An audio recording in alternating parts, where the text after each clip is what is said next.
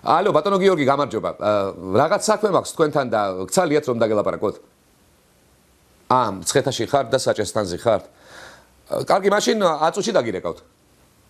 აწუში სად იქნებით? რუსთავში? კარგი, მაშინ ოწუში.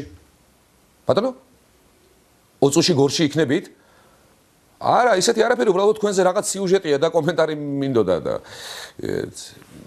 არასამთავრობო ორგანიზაცია მედიატორი ასაჯაროვებს დოკუმენტაციას, რომლის მიხედვითაც საკრებულოს თავმჯდომარის პირველ მოადგილეს გიორგი ტყემალაძეს დაახლოებით 4 თვეში გახარჯული აქვს 4 ტონამდე საწვავი. ჩვენ მოვახერხეთ დეპუტატის კუთვნილი ავტომობილის გადაღება და ჩავწერეთ მისი მძღოლი.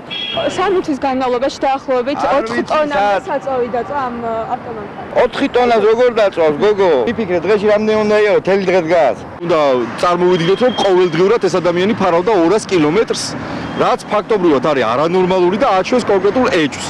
ეს ადამიანი ან იპარავდა, ან მეორე, რომ ტაქსაობს. კარგი რა ბატონო გიორგი რა, როგორ იქცევით კაც?